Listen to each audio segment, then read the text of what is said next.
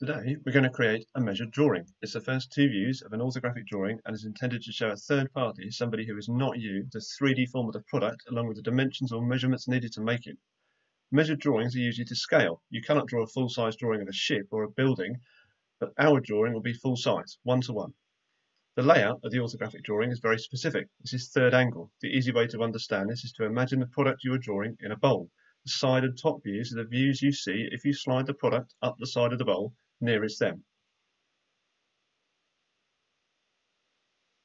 Let's get started.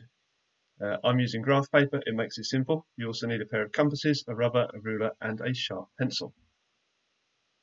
To begin with, I'm drawing a baseline to work from.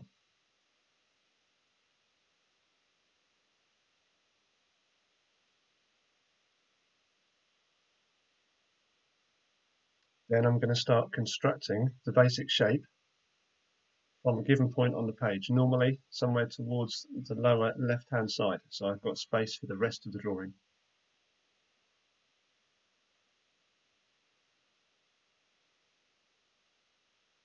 Be precise with your measurements. Make sure your ruler lines up with the graph paper. When you're doing this on plain paper, you'll need to be even more careful. So I'm constructing the left-hand edge, measuring the width, and I shall construct the right-hand edge. Now I'm going to draw the active screen area of the phone.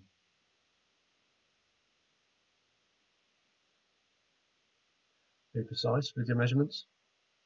Put tiny dots to denote the corners.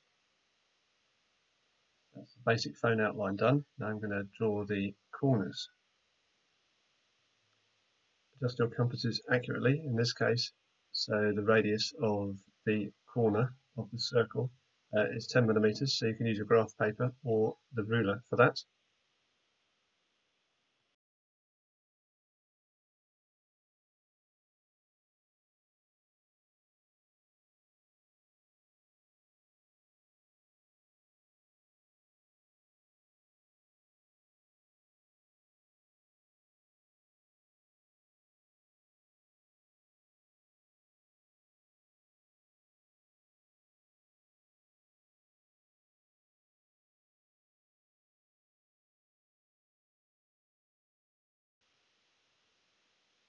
And we're going to mark the bezel, which is that tiny silver strip that sticks out around the edge of the iPhone 4. So that's not quite a millimeter, but I think I'm marking it on here at about a millimeter, just so it's easy to see.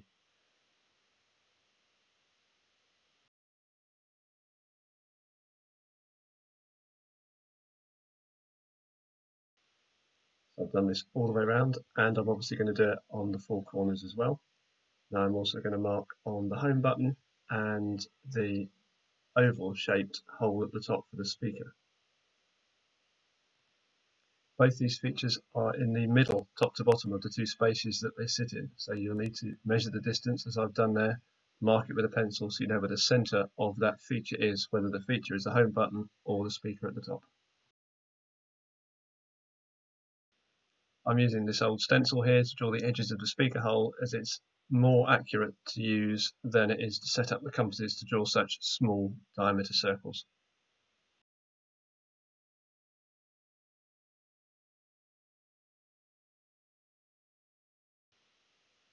Now I'm going to start to draw the side view. So I'm drawing construction lines, horizontal lines, faint lines across the page from the top and the bottom of the main features, so I can copy those features across to the side view on the right hand side.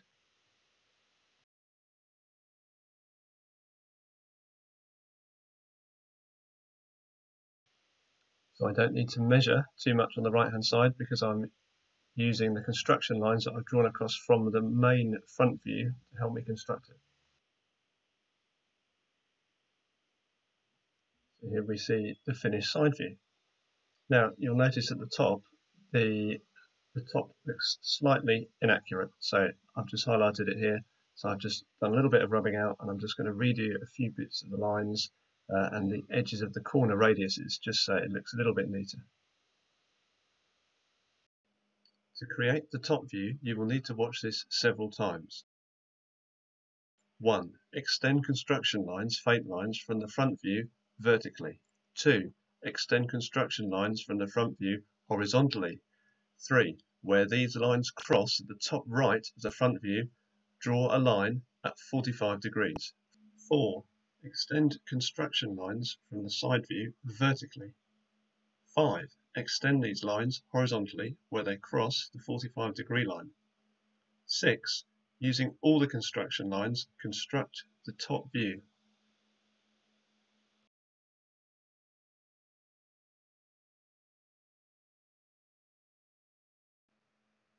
I'm now going to add in the sleep button so that you can see how I can construct it in each view.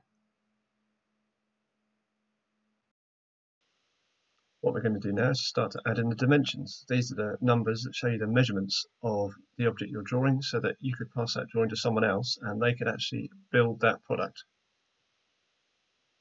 So the short lines I'm drawing beside the phone are called extension lines, so they show you where the dimension is measuring from and to. They shouldn't touch the drawing, there should be like a 1 mm gap between the end of that line and the start of the drawing. The part of the dimension with the arrowheads on is the number line, and that's where the measurement will sit.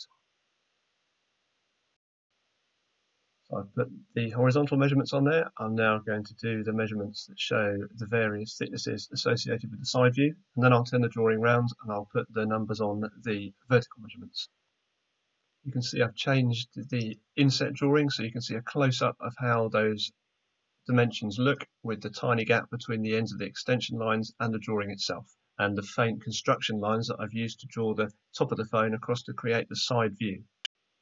And I'm just going to finish it off with the two radiuses to show the radius of the corner and the radius of the home button.